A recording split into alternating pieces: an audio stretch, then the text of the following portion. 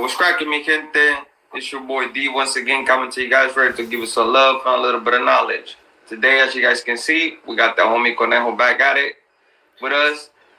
He graciously expressed it on the platform. We're gonna be doing the reaction in the video. We couldn't do on live because we had some technical difficulties.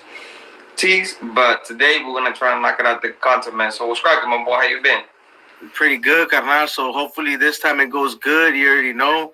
I know it's an older video, for the viewers that are watching this. It is an older video.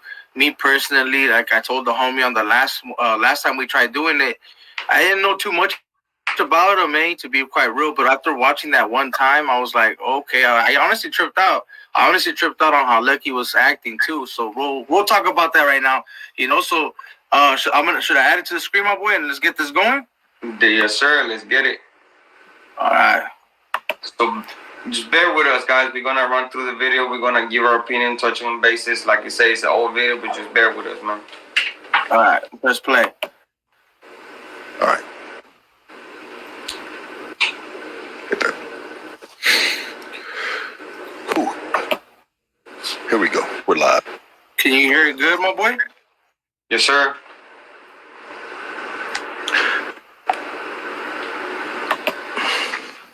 Like, hit that subscribe.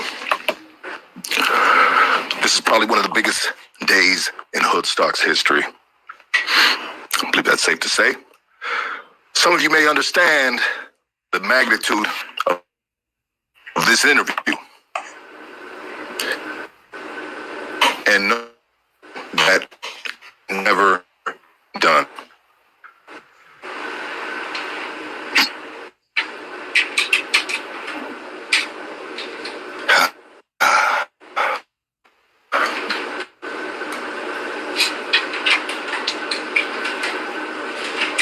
Let's talk about some of the stuff, man. Visuals with an open mind heart.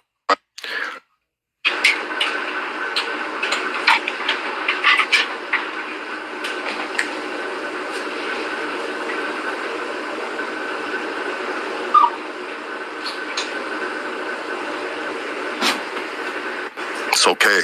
I understand.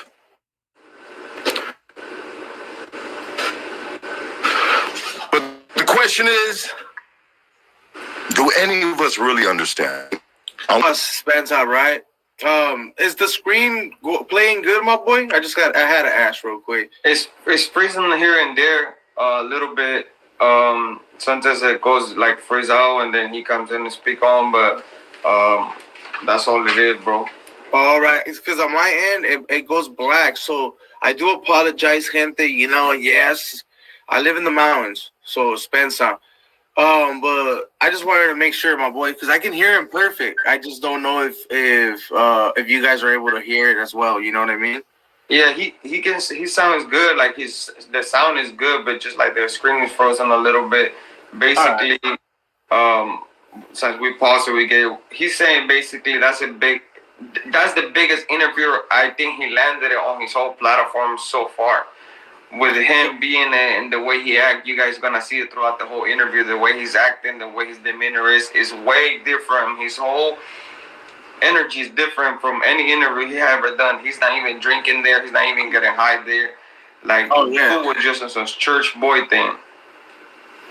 I'm gonna press play again, but I was tripping out on that too when he said that was one of the biggest persons. I was like, what? Was because he's locked up? Because I honestly didn't know, bro. But we start catching, we know where the wind's blowing. You get me? But I'm gonna press play, carnal. Go ahead. I want you all to give a warm welcome to Johnny Crow Martinez's mother, Dolores.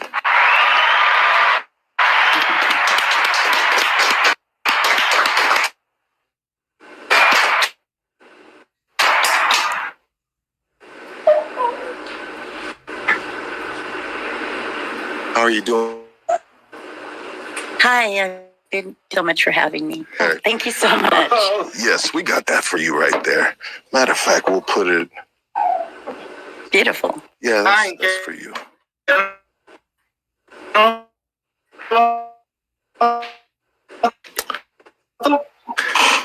think all mothers like flowers, right? Right. Who doesn't? Who doesn't? My girl's punching. I'm just kidding. So you are Johnny's. What do you do for a living? Tell us a little bit about yourself, as much as you can, right? Okay, sure. Yeah. So my job, I am employed by the Bail Project.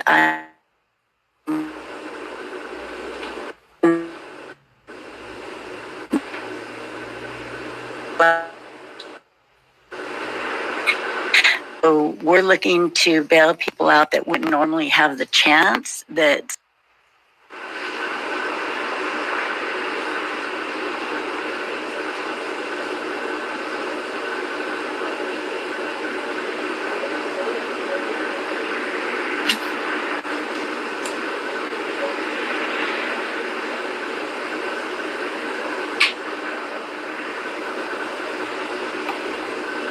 I'm gonna put pause just because it's a reaction. I don't want the homie to get in trouble, or you know what I'm saying, by not putting pause through in between. But hey, that's a good achievement. You know, having a mom that's doing that. Don't get me wrong. Spence, I'm ¿Quieres decir algo? No, it's because I can't. I'm on YouTube. Like it's So basically, what is it? What you're saying is to touch on that. That's a big achievement to have a mom that works for. She have a couple of jobs. Basically, she's the commissioner for the probation department. That's one of her jobs, and then she also works for another company that's basically lending people out that doesn't have the means to bail out, get enough bail money to get bailed out, because we all know the system is rigged. Like the people that got the money can bail out, the people that doesn't get bailed out. So she worked for a project that is allowing people basically to achieve bail with the means that they have, instead of putting up their houses and selling everything and then be dead broke just to try to get a loved one out of jail. Yeah, that's pretty. That's dope. You know what I mean? That's pretty cool. Pero hey, pinche lucky, hey, that fool got flowers y todo. Se pasa de verga, güey. I'm press play, bro.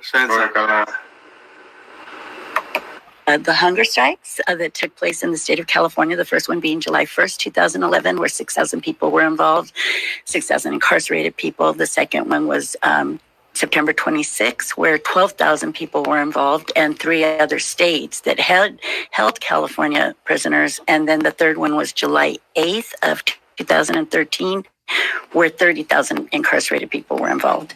And that got me into my advocacy. Absolutely. Good for you. Yeah. Was Johnny in those hunger strikes? Johnny was in the hunger strikes, yes. And he wrote me a letter prior to the first one, and he sent this letter and he wanted us to mail it to a bunch of organizations. And then that's when I just started meeting other family members and other people involved, and it took off grassroots from there. Wow. Yeah. You were the MVPs. The family members, right? The family members, right. The family members that really pushed and went to bat for their sons incarcerated. I mean, nobody should have to endure any type of treatment like that. Enough is enough. Right. Right. And this was the first time a family member movement of this magnitude occurred, because all these individuals had been held in solitary confinement for decades, and they never concerned their family members, with the circumstances, even though we knew they were in solitary confinement. And so the family members came out strong and advocating in Washington, D.C., Sacramento, L.A., just everywhere and anywhere we could be. Wow, that's amazing. I'm going to put pause, right? Do you had anything to say antes de que diga algo, Vato? Go ahead. No, I was going to say, right, well, first off, I caught someone going in, and as soon as he went in, it looked like he was going to come hyped up, right? Before I forget about that part, they're like, shh, real serious right now. This is a real serious thing. Did you partake on the whole hunger strike, Carnal? That's what I was going to actually ask. So that's why I was like, if you had it. So yeah, that's a trip. I took part on the last 2 of them, the last major hunger strike. Mm-hmm. Even in the first one in 2011, we took part in a county jail because we were still in county jail. We did take part of it because we got a letter sent out to us that active, homie needed to participate in those hunger strikes, whether it was in Frank County, to prisons, to our state prisons that was holding everybody, to trying to get the movement going. The second hunger strike, I was already in Quinn when that took place, and that's when I tell you guys that hunger strikes is no joke. If people does hunger strike the way they're supposed to do, you will feel the whole hunger throughout your whole body, because I got too fat, literally passed out on the yard twice for doing the hunger strike, because I was the one of those people that didn't believe on hiding peanut butters, hiding a little piece of bread. It was just nothing but agua, homie. I didn't even have this. Some homies had the seasoned packets for the soups and put it in water and would drink it, because the sodium will keep you up. That wasn't even me, homie. I didn't even drink coffee. Like, the homies be like, drink coffee to stay up. Like, nah, homie, because it does get you sleepy once you haven't ate for a long time, and your body starts taking a toll. So I partook in both biggest hunger strikes. I got too fed the second time when I was in Queen, because Queen was doing that. They were literally forcing you to eat, because it was like literally I couldn't walk. And the second time, I was already in the Bay when that second time took place. And there was a lot of homies opening up their matches, sewing up their matches back against to hide peanut butter breads and stuff like that. But when they came and did the whole shakedown, somehow, some way they knew that the homies had opened up their matches. A lot of people opened up their matches, and they were taking matches and giving us new ones because of that. So I partook in both big ass hunger strikes, and let me tell you, bro, the achievement that we got from those was something that we wanted it at some point, but then they overturned it to something that we didn't want. What were the consequences, Vato? Like, if someone would get caught, right? Because I know that people were sneaking in food, right? But what were the consequences? Was it something real serious, or no? Just for the young viewers. So it depended, right? Because when we were in the Bay, we were let know, if you get caught with food and they give you 115 for having food while you're in a hunger strike, you will have consequence to deal with. It will depend on how harsh they will be. It will be up to basically the chain of command how harsh they want to punish you. But they were getting bull bobs. Some homies were getting bull bobs. Some homie was getting bull bob because there was two homies from East Los, an older homie and a young homie in the cell. They literally had their matches stacked up with a bunch of bolognese, peanut butter pack. Like, the dudes had stacked up for a month prior to that shit. And when they open up the matches, the Hooters open up their matches, they start pointing out to the cell. The homies felt disrespected because they made fun of them. Like, you guys couldn't hang, you guys couldn't do that. So that's why them fools got dealt with that serious, that minor, because they felt that they respected the movement, and it was something they took serious because the work came from the back. There was no. There was people, bro, que I heard of que they were caught, food, que tenían chingo de comida and mattresses, just in everywhere, bro. They found spots to hide certain food, especially it wasn't like the best food, but como dice, los peanut butter packs, esas madres, no. Yeah, there was homies. There was one homie that even got caught, like, cutting the locker, and that fool had trying to stuff the peanut butter. He had so many peanut butter stuff on the edge of the bed that the shit was bursting out. So when they kicked the bunk, that shit just popped out, and the whole peanut butter just started falling out. So the homies were really pissed off about that one, because they were like, "Fool, you just burned one of the hiding spots for us just because of peanut butter." So that was a big consequence to that homie there. I remember when he got hit. He got hit out behind that shit. Like, that could have been used for something else, and you're over here just fucking putting peanut butter out of todas las mamadas. But I get it, though. It's the hunger strike, bro. You know, believe me, it was no joke, carnal. I mean, once you get to the fourth day, that's when your body start really feeling it. And then we had to keep doing our regular program, working out, doing what we had to do, because you never know what you were going to encounter on those hunger strikes. The Judas can rush you. You have to be prepared for any outcome. So we had to program like if we were just normal program, it didn't matter, you were starving. So to do 113 burpees, homie, on a sick one with no food in your system, I mean. So workouts are still mandatory after fucking going on hunger strikes, my boy? At least for us in that building, they do that building, he was on some straight brochudo stuff, like on straight fucking Jim, how can I put it, bro? He was on some straight fucking Vladimir Putin thing. Like, it's Mando, and there's no coming back to it. There's no up for discussion. There's no crack into it. Normal program. I would have been like, what the hell? Straight up, like, that's fucked up, man. Yeah, because I was like, fuck, working now, we are fucking starving. Like, fuck. Yeah, it was bad, bro. Believe me, that when we used to take cups of water, we used to take 2-3 cups of water, it's like you feel the pain as soon as it would hit your stomach, because that pain, if you haven't been hungry enough, sometimes when you grow up, you didn't live well enough, and that pain, once the water hit your stomach, it was horrible, bro. Oh, I bet, bro. Fuck. Pinche sassy. I can just imagine, bro. I'm gonna press play, eh? Go ahead. That is amazing. Thank you so much for that. I mean, I'm thanking for everyone that was involved in that or that had to endure that, for individuals like yourself to really, take the time and make that happen. Can you tell us a little bit of being Johnny's mother? Yeah, well, like maybe when he was a kid or something, right? Yeah, and it kind of goes back. It's a long story. Yeah. And I'm sure there'll be a lot of comments about it, but I've spent over 20 years in prison myself.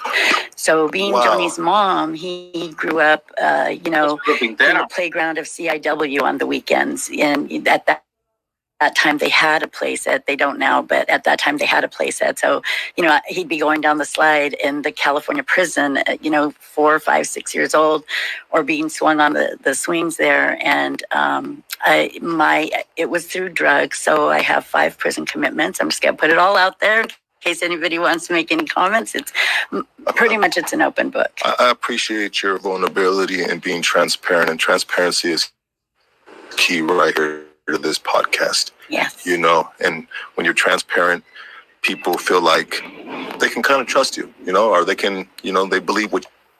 Okay, bro, but the spans out. I had to put pause right there, right? I get it, hey, like, they didn't have, like, total respects, to the old boys jefita, but I had to put pause because of pinche Hoodstocks, way. I can't take him serious right there. When I was watching it the first time, I was like, este way. Stop the cap, homie. Because he's done people bad on the thing way. So talk about, you know what I mean? Like, it's the way he don't keep it honest at times. Yeah, but transparency. Let me indulge you in that. Transparency. No. That's because I didn't know you wanted to talk about. I just had to press pause. No, and I was gonna tell you that because I was gonna make a movement to try to have you press pause, because he talks about transparency important for his podcast.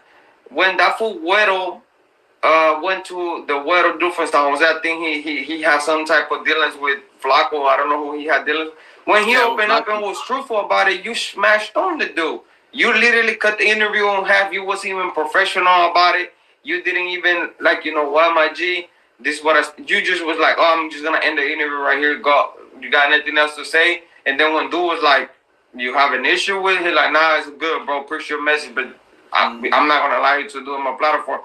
So you can't say transparency is key, bro, because now you have somebody somewhat of a figure. When you guys will get the hint of who he is now, somehow a figure that you fear can judge you. Now all of a sudden you pedestal and have the same energy. Straight up. And I was gonna say, I didn't know because I can't see. I'm on just on YouTube right now, so I can be pressing play and pause, right? But I was gonna say, right, like.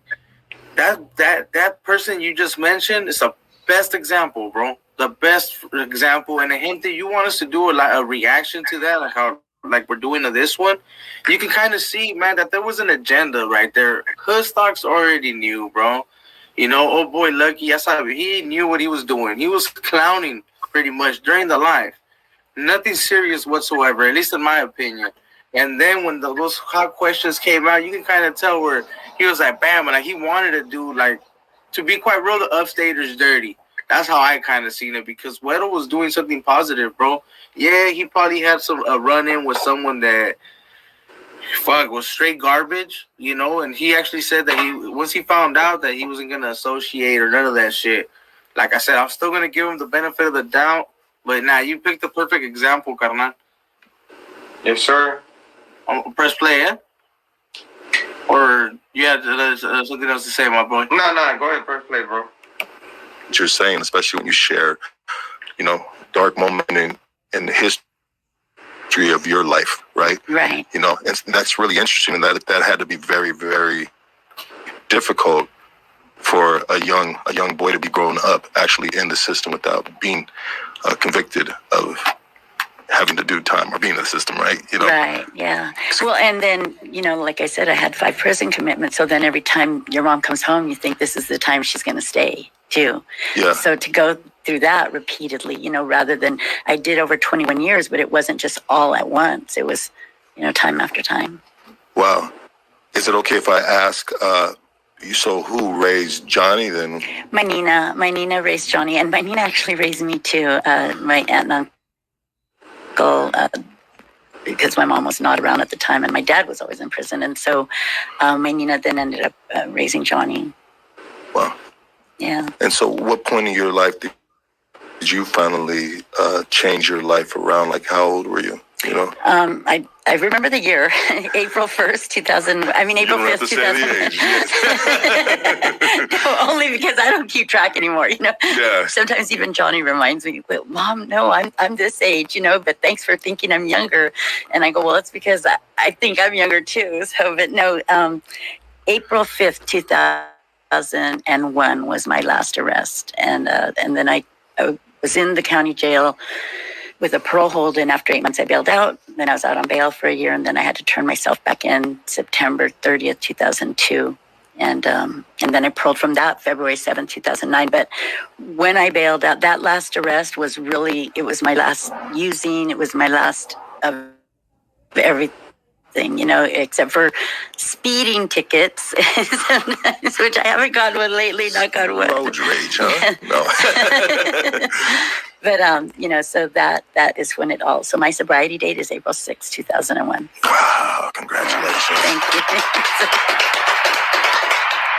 My sobriety date was last night. Hey, whatever works. I don't judge at all. Sorry. No. I just can't live a regular life without maybe just a beer once in a while. Is that our phone call right there? No? Okay. We're waiting for a phone call right now. Okay. But So I think that's the part that we're actually gonna react to. I can see my boy. Yeah, that's he. Like a couple minutes after that, the call comes in. But I want to point something out to the effects of how he's behaving, right? The whole behavior. She kept it at a point, but this is my question to a lot of these people, and I don't mean no disrespect to the jefita. Like me personally, jefitas are off the books. I don't respect no jefas, no tias, no sisters. That's just me. But here's my question to individuals like himself, the belief on the thing. Because you guys will see, if you guys did a little digging into this individual, you guys will see the transcript, the phone calls that he made. I was actually in a cell in Vecinos with people that used to fuck with him. They used to mess with him. They used to were on his roster. The way he would speak to these people because they used drugs was off the hook. Yeah. So my question to you is, if you look down so bad on the people, is that because of the effect that your jefita had on you when you were growing up because she didn't leave the drugs? Or is that just because you believe yourself you're better than somebody else they use? We're talking about the fool in the picture, right? Yeah, Johnny. Okay. That would be one question I would ask. And like, bro, I hear you talk to homies when they were like asking you to give him a quebrada because they were sprung out. And his response was like, mother flower, you what the... Like on a sick one, just drilling down like a drill sergeant, bro. So if your jefita went through this phase and you know how hard it is because you suffer with your jefita going through this phase of drug addiction, why can you be the same, put yourself in the same predicament position and give a homie a quebrada when they messed up and the dope get a hold of them because sometimes they're stronger than that?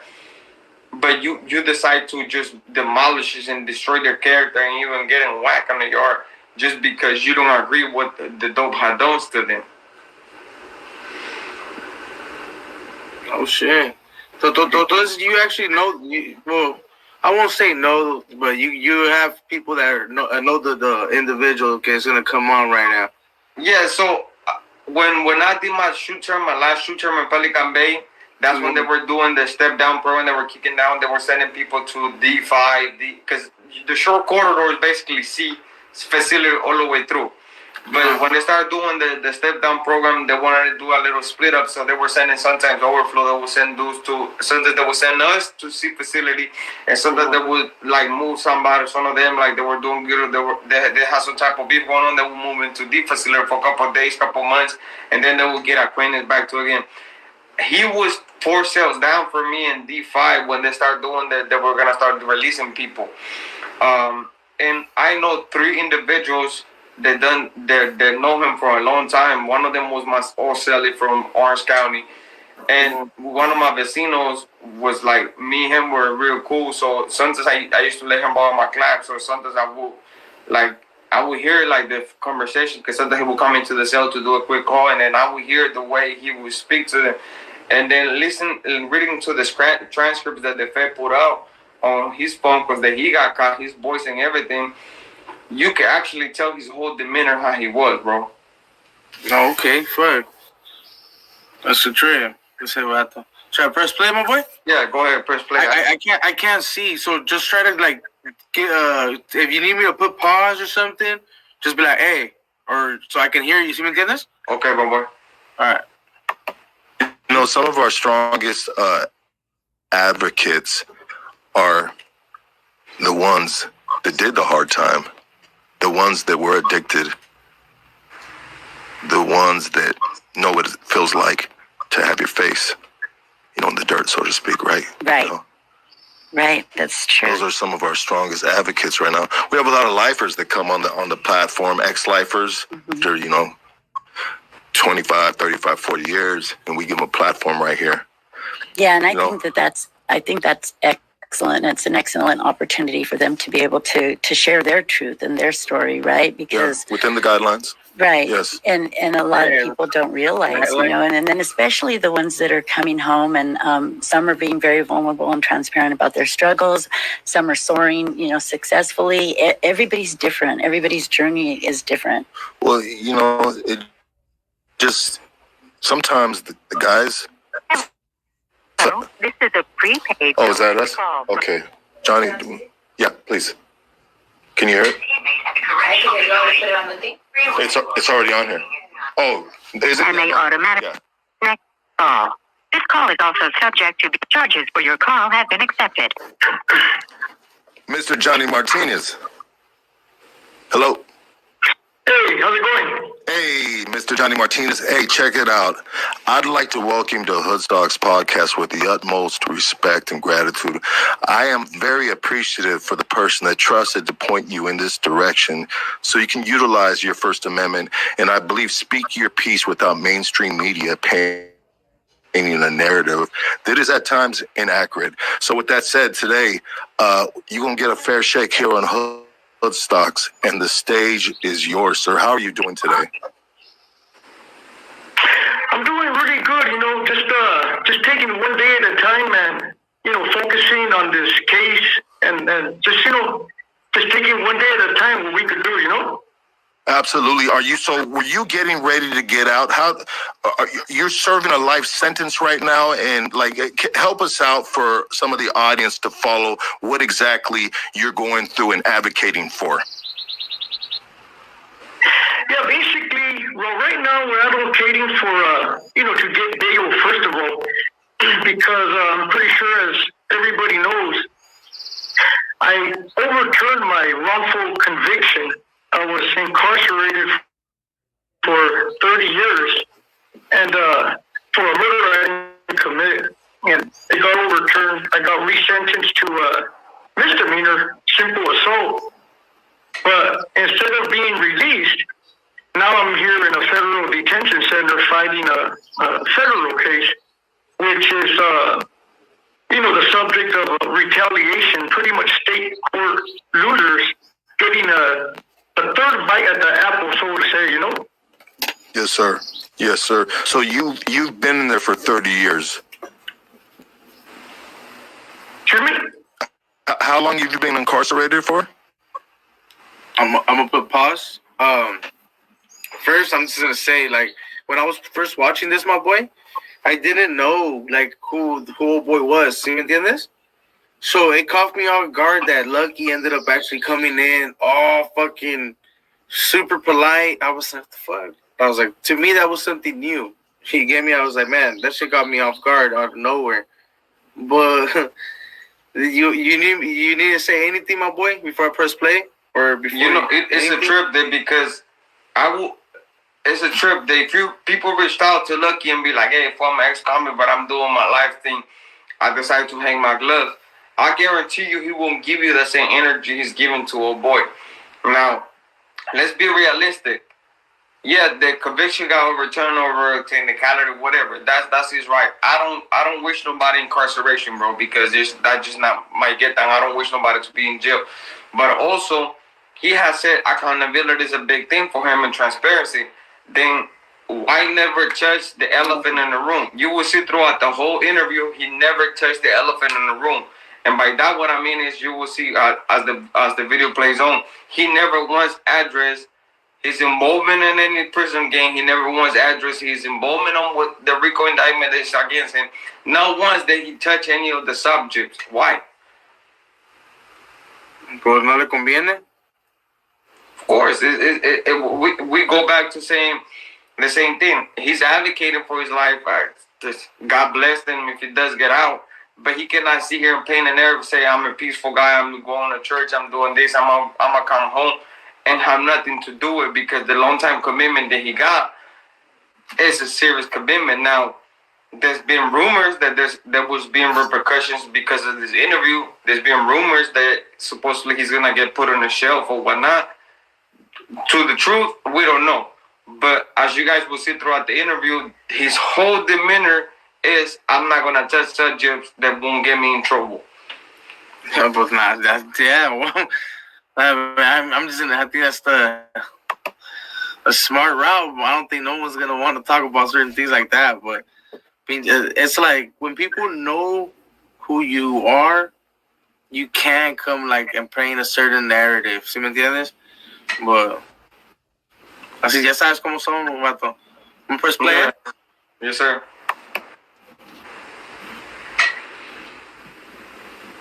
Yeah, I've been incarcerated for going on over 30 years now, you know? Wow. And so right now we're trying to get, yes, we're trying to get bail, but now that's becoming a fight, but it's based on a lot of fiction.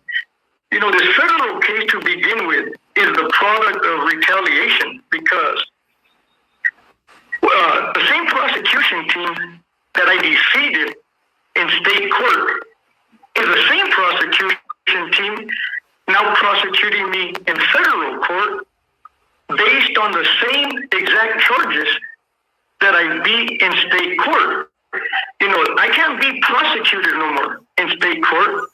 So what do? They come over here to federal court with the Hail Mary, you know? Yeah, that's what it sounds like. Can I say something? Yes, absolutely, please. Johnny, this is me, Dolores Canales, your mom.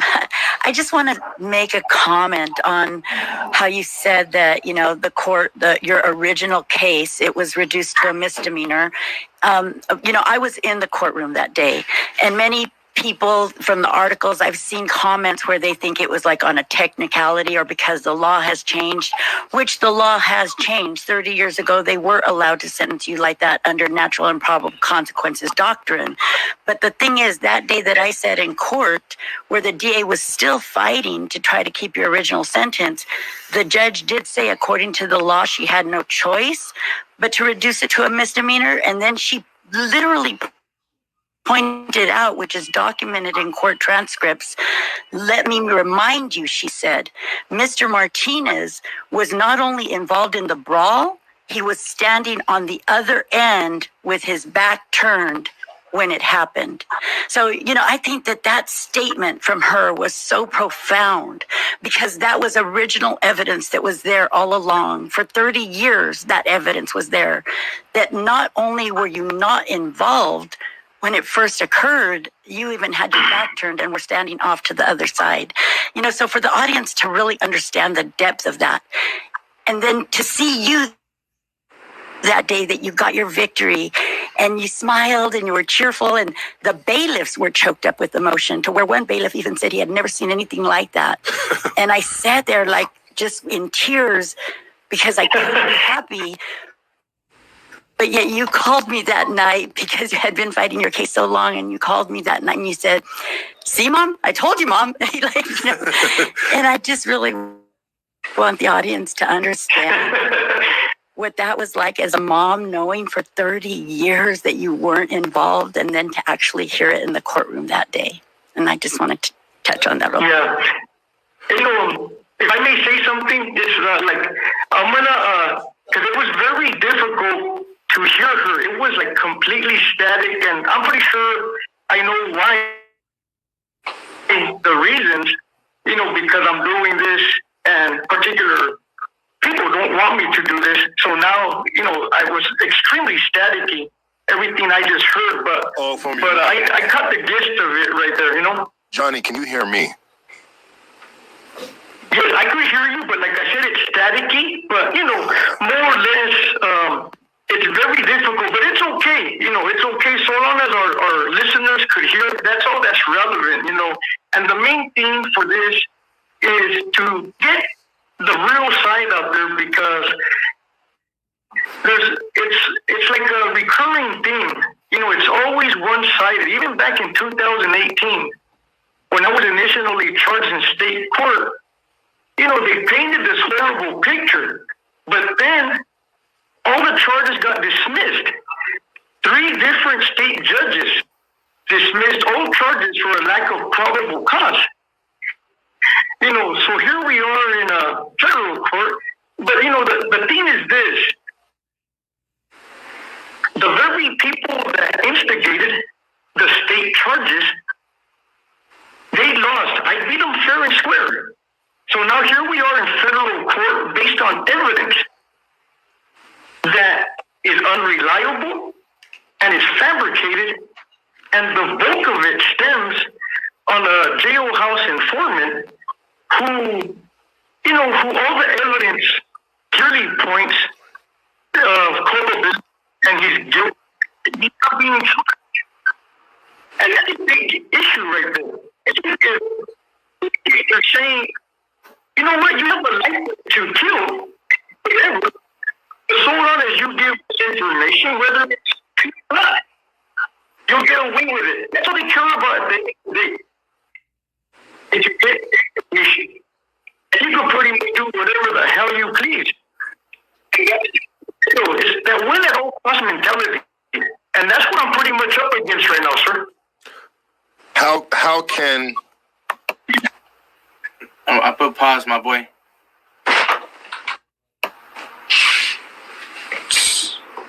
So Le puse pause así para que no te haga la de esa.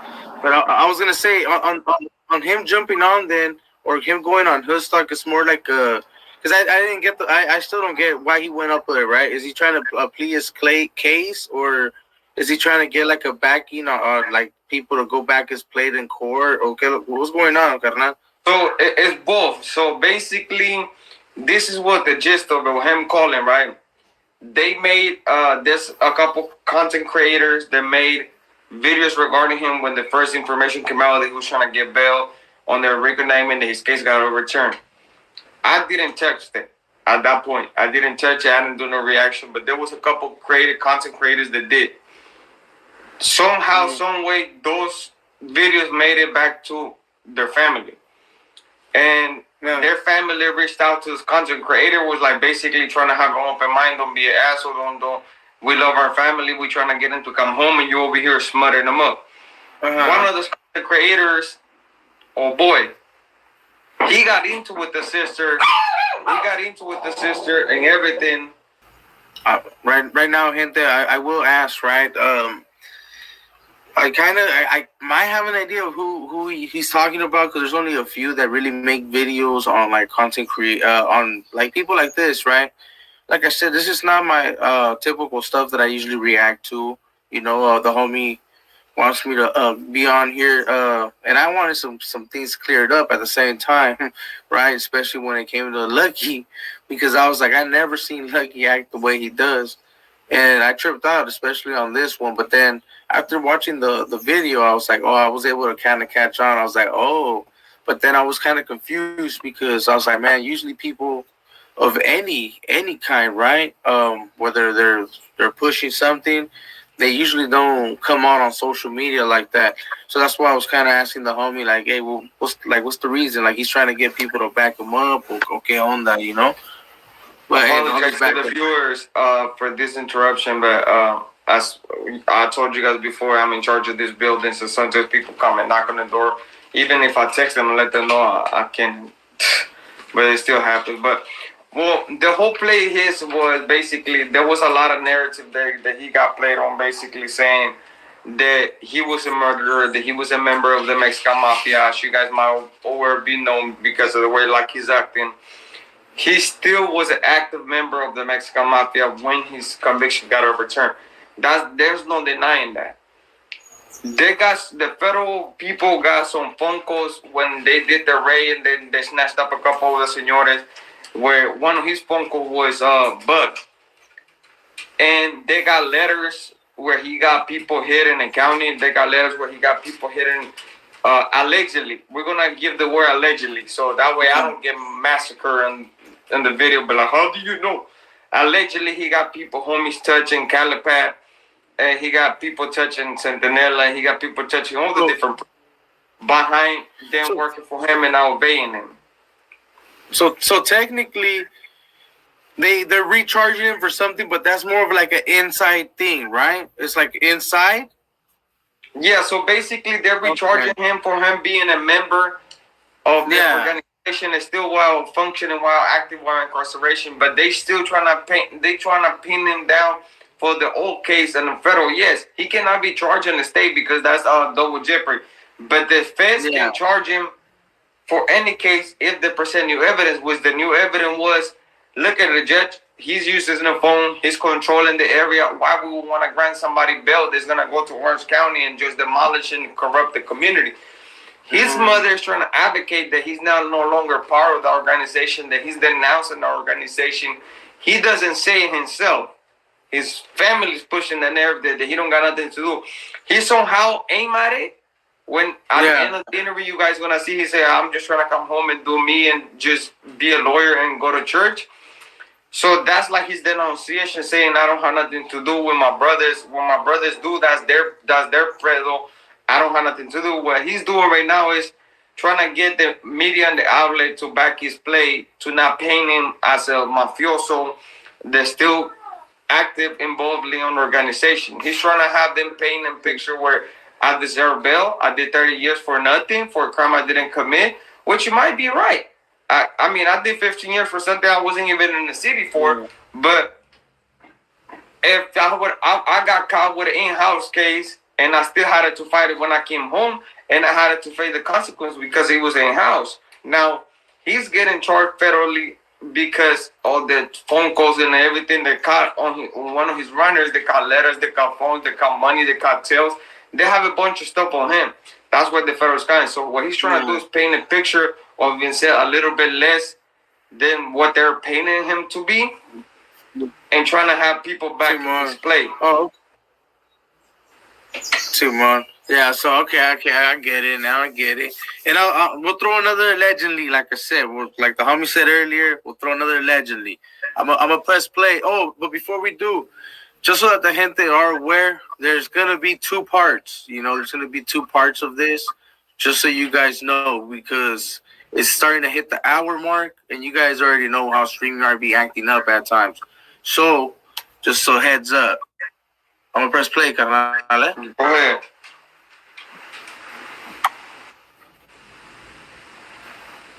How can you be helped besides putting your story out?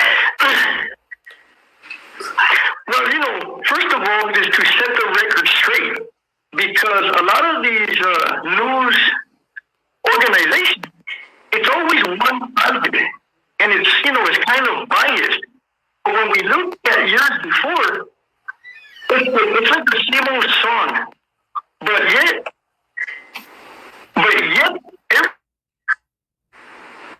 everything they said in the past has proven to be incorrect. charges were dismissed. No probable cause in the interest of justice. What these organizations, these news people should be doing is demanding why their main star witness, why is he not charged with these offenses? But the bulk of the evidence points to his guilt and not on me and my co-defendants. We're pretty much being prosecuted based on guilt by association. You know, and that's what this case is about. You know, retaliation by association. And I want to say this: the real conspirators is the prosecution team. You know, just look at how they're abusing federal law. You know, abusing the federal court's jurisdiction. So, you know, there's all types of things wrong with this case here.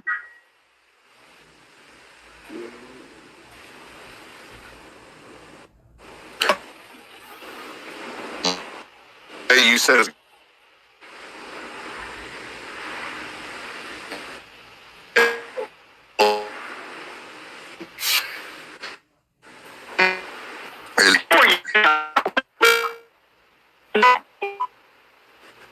because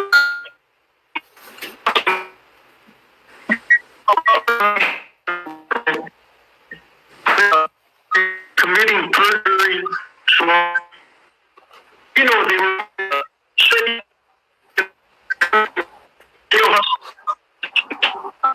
yes.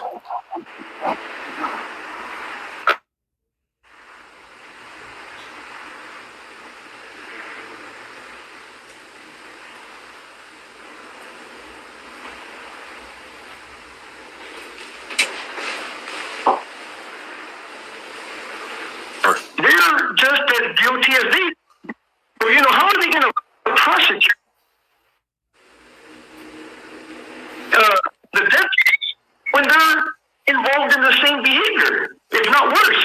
Exactly. So they're sending these guys over that are basically jailhouse snitches. I mean, what kind of credibility do they have, right? And they're sending them in to get information. This is what we're talking about? Am I hearing you right, Johnny? Correct. You're absolutely correct. And so is this what's behind that's getting you crossed up again, or what they have in their pocket? The prosecution team.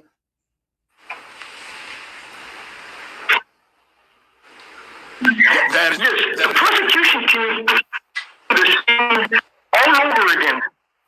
What was happening, you know, years ago in the snitch scandal in Orange County Jail, with using these informants, whatnot, they're doing it.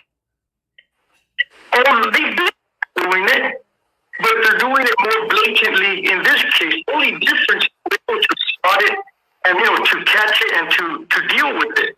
But that's what these media organizations, the public, that's what we need to educate on. These allegations that are thrown out in the media, the bulk of them are coming from jailhouse informants. Yes.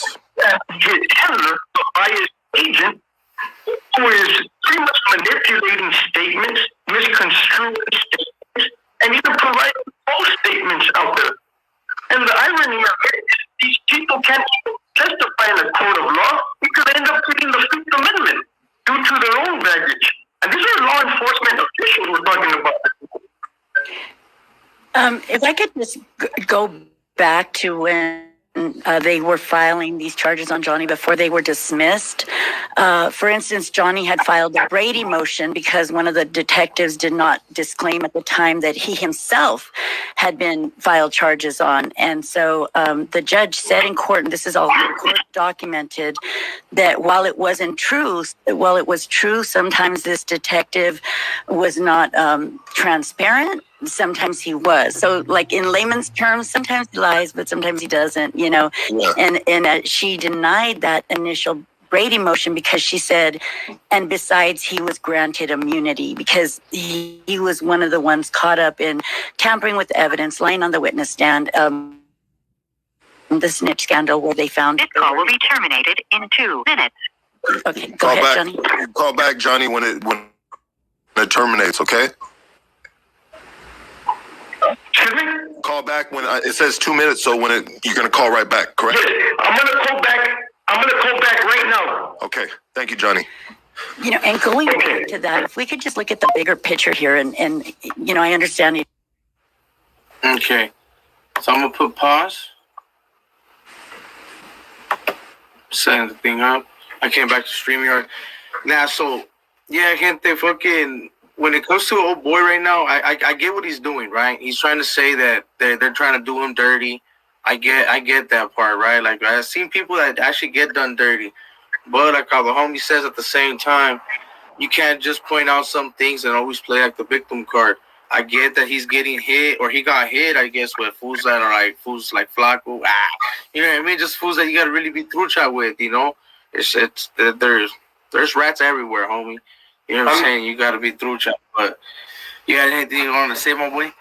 Yeah, I mean, look at it. I get it, right? So the jailhouse snitch is talking about is all in the transcripts, because I got a hold of some of the transcripts, the core transcripts. So the jailhouse snitch is somebody that he was talking to on the phone, and somebody that he did time with, that was really close with. The dude turned against him. He was one of the emitters also debriefed, one of his homeboys debriefed on him, and basically wanted to give the information to the police. I get what he's saying. You got to be aware of your surroundings. The jailhouse snitches, they shouldn't have no credibility. I get that.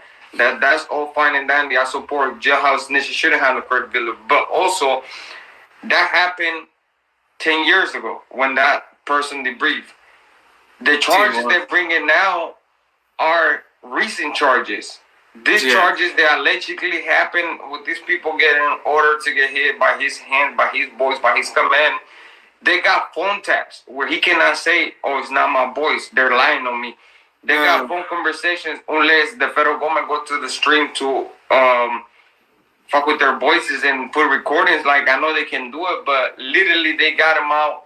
A lot of people, the federal indictment that took place with them, a lot of metals, Mike from Pomona, all them those guys snatched up with them phones that were bugged. That's when his issue transpired, when he got caught with the phone, talking on the phone. Now, I get that he's trying to clear his name. He deserves bail. That's why he fit the field. Like, yeah, I get that. That's fine and dandy, homie. But also, just like he said, he told somebody in a phone conversation that I read in trust, like, you got to take ownership and you got to be a man enough. When you fuck up, you got to answer to me. Well, they're knocking on your door, homeboy. They're knocking on his door. So where's that double-edged sword now? I'm not saying he deserves to be in jail, because I'm not going to say that, because I know the consequence of being locked up for a long time. But I'm saying, if that's your perspective on how you look at things, then also stand on your 2 feet and say, oh, the media is not doing this. Of course the media is going to twist everything up. They did it to us a mess. They were looking at us satanic worship, devils, rapers, killers. They did it. We cannot indulge on how the media view us and trying to change their minds, because they're not going to do it, my boy. What you can do is try by your actions to paint a different picture. He haven't even tried that, my boy. His whole time since he became a metal, since they gave him the win, have been destruction, getting everybody hit, getting his respect done. Because if people didn't know, Orange County didn't have medals when Sana was alive, because the old man was greedy. He did not want nobody from Orange County, because he didn't want the whole Orange County go to war, because he understood the concept was to go to war. And Orange County is money to be made. If rich white people, it was gonna come down to our heart. They didn't understand those facts, so they start, once Orange County got a couple seniors made, they start going at it. They start beefing, they start fighting over yards, So that's what drew the attention to the fest, to this new generation of medals. And now he's dealing with the consequence. Yeah. And that's a trip, bro, that there's actually, because at first I didn't know. I was actually thinking, this fool's probably a camarada or something, right? But damn, for actual medal to be on YouTube, like, even if it's just through a phone call away, even if it's playing the victim card, like, to me, it's like, fuck, it's kind of rare. And as you guys can see, it's about to get to the good part, right? It's about to get to the good part. I think that we should save that for the part 2, my boy. ¿Qué piensas? Yeah, we should save that for the part 2. I see that. Want to know, because that way we don't bore you guys with the facts. You guys see what this conversation Well, his second phone call, and I think he makes a third one that goes deep into the consequence and the whole. He brings a lot of allegations. The media trying to smut him up. The people. He even mentioned YouTuber content because there was one of them that his daughter got into it. I won't say his name, but you already have. You know what I mean? No, who it is. That's what I'm saying. It's gonna get good because on that part, I mean, I kind of get a hint of who it is, but I thought we'll talk right now, my boy. We'll talk. Yeah. But like I said, stay tuned, mi gente. We having a second part coming up. We're not here destroying nobody's character. Let's make that clear. We're not here destroying. We're not wishing the men to stay in jail. That's not what I'm doing. What we saying is, look at it from everybody's eyes perspective. He pushed a movement. He pushed a rule that he does. He's like, if you messed up, hold you accountable, or I'll take your life. That's the rules that they push. Well, now you also are facing the music. Now let's be real, my G, because you at the end of the video, you guys will see how he's talking about. Like basically, he's denouncing to his carnales. So everybody knows that's a long time commitment. And from him saying that I'm coming home and trying to do my family thing, like basically denouncing that. So what would be the consequence to that? And what would be the consequence of him jumping into this podcast? Because like you said, a regular camarada, you still can face consequence if you push it. But Mero coming to a platform on the internet and open himself up to criticism, to be dig into, to be look into, that's not just affecting his character, it's affecting his organization. So what will be the consequence that we will see down the line, if there is any? Or was the carnales in it and they say, okay, go ahead and do it so you can come home, carnal? Or that's the questions that we want to know. What was the point? What was the position of the organization at that time that he belonged to? Did they say, "Sabes qué? Ponle dale gas"? Like how when they wrote the letter for the hunger strikes with T from Florence, they gave him that permission. Go ahead and strike up the letter because it's benefit for the movement. Everybody signed that. But him by himself advocating for himself is a whole different movement. So can there be consequence? Will there be consequence? What type of consequence can he face behind those things? Yeah, and that's gonna all be answered on part 2, my boy. Yeah, see it straight up. You already know, my G. I appreciate you guys, man. Stay tuned for part 2. It's gonna be juicy. It's gonna get detailing. And like I said, I apologize for the interruptions we had on the way, man. I do have work to do while I'm still doing this. Like I told you guys, I'm working a little bit by little bit, trying to get my groove on, and I'm still in charge of different things that I gotta go check in. So sometimes they don't know my schedule. They just come and knock on my door and say, you gotta answer somehow. So I apologize for that, my gente, but stay tuned, man. We'll get into it. And like I said, after these videos come out, maybe me and the homie will sit down and do a live questionnaire if you guys want to get deep down. I will try to print not just that.